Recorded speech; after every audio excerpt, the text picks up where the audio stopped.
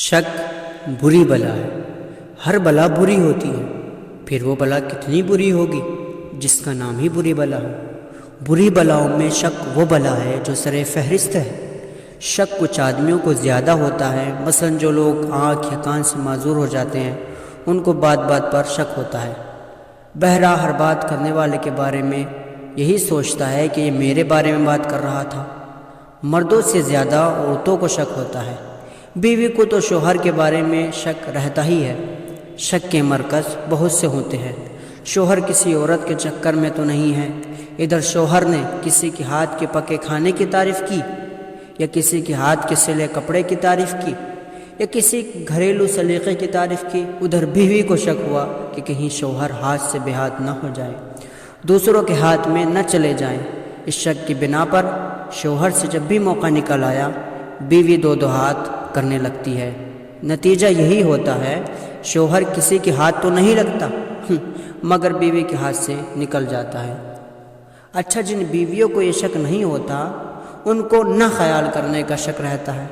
دوستوں کا خیال کرتے ہیں، اپنے خاندان والوں کا خیال کرتے ہیں، ہمارا خیال ہی نہیں کرتے۔ عورت صرف بیوی نہیں ہوتی بلکہ ماں، بہن وغیرہ بھی ہوتی ہے۔ شک کا مرض تو ان کو بھی ہوتا ہے۔ جب سے شادی ہو گئی ہے اس کو ہمارا خیال ہی نہیں رہتا، بھیا کو تو بس بھابھی ہی کا خیال رہتا ہے، اب ہم بہن ہی نہیں رہ گئے۔ کوئی یہ نہیں سوچتا کہ جب سب سے رشتہ ہے تو خیال سب کا رکھنا ہوگا، لہٰذا خیال تقسیم ہوگا، پہلے کی بنسبت خیال کرنے کی مقدار کم ہوتی جائے گی۔ جب صرف ماں تھی تو خیال کا مرکز واحد تھا، جب بیوی آ گئی تو خیال کی تقسیم تو بہرحال ضروری ہے۔ ماں کو حصہ رسدی پر راضی ہونا چاہیے، بیوی کو کل حصہ ہڑپ کرنے کی کوشش کر کے اپنے کو، اپنے ماحول کو بد مزہ نہیں بنانا چاہیے بلکہ اپنے حصے پر قناعت رکھنا چاہیے۔ اولاد ہو جانے کے بعد خیال کرنے کی مقدار میں مزید کمی مزید تقسیم کے باعث پیدا ہوتی ہے۔ بہن بھائی کو بھی حالات کے پیش نظر بدلتی صورتحال پر قانع اور راضی رہنے کی عادت ڈالنا چاہیے تاکہ سب خوش رہیں۔ شوہر کا بھی فرض ہے کہ صرف بیوی کا نہ ہو جائے بلکہ سب کا حسب حیثیت و حسب ضرورت خیال رکھے۔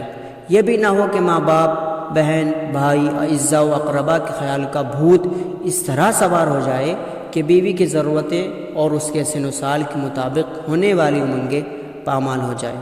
بس مختصر یہ ہے کہ مختلف رشتوں میں جڑی زندگی میں سب کو اپنا فرض ادا کرنا چاہیے، سب کو اپنا حق ملنا چاہیے، اور یہ تبھی ممکن ہے جب سب یہ یاد رکھے کہ ہمارے ساتھ اور نازک دل بھی ہیں، صرف ہمارا ہی دل نازک نہیں ہے۔ زندگی کا ہر قدم احتیاط سے رکھنا چاہیے، جیسے ننگے پیر چلنے والوں کے درمیان جوتا پہن کر چلنے والے کا فرض ہے کہ ہر قدم رکھنے کے پہلے دیکھ لے کہ کسی کا پیر تو نہیں دب رہا ہے۔ جس طرح اس زمین پر سے گزرنے والے کے ہر قدم کا محتاط ہونا ضروری ہے، جس طرح زمین پر چیٹیاں پھیلی ہوں، اسی طرح گھر، خاندان، احباب کے درمیان پھیلی زندگی میں بغیر احتیاط چلنے میں حق تلفیاں اس طرح ہو جاتی ہیں کہ حق تلفی کرنے والے کو اپنی خطا کا احساس بھی نہیں ہوتا۔ خوشگوار زندگی کے لیے ضروری ہے کہ شک کو داخل نہ ہونے دیا جائے۔ شک کا حملہ کسی پر بھی ہو سکتا ہے۔ اکثر بوڑھوں کو شک رہتا ہے کہ اب ہم نہیں کماتے، ہمارا خیال کسی کو نہیں۔ شوہروں کو شک رہتا ہے کہ اولاد کے بڑے ہو جانے کے بعد اب بیوی کو ہماری فکر ہی نہیں رہتی۔ نئے دوستوں کو دیکھ کر پرانے دوست محبت کی فردی کمی کے شاکی ہو جاتے ہیں۔ احساس کمتری کا مبتلا تو بس شک ہی شک میں زندگی بسر کرتا ہے، اسے بندوں کے علاوہ خدا کے بارے میں بھی شک ہو جاتا ہے کہ ہمارا اسے خیال ہی نہیں رہتا۔ غرض کے شک شیطان کا وہ بہترین آزمودہ کارآمد حربہ ہے جس کے ذریعے اس نے لوگوں کے ایمان چھین لیے، رشتے توڑوا دیے، محبتیں ختم کرا دی، لڑائیاں لڑوا دی، گھروں کو دوزخ بنا دیا، خاندانوں کو جھلسا دیا، زندگی کو مرجھا دیا، خوشیوں کو لوٹ لیا، غموں کی زہریلی برسات کرا دی، انسانوں کو زندہ درگور کر دیا۔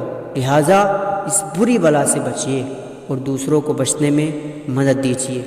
دونوں کا کام عظیم عبادت ہے۔ دنیاوی زندگی خوشحالی کے باعث حسینیت کا نمونہ بن جاتی ہے، اور حسن زن مرنے کے بعد جنت کے مزے دلوا دیتا ہے۔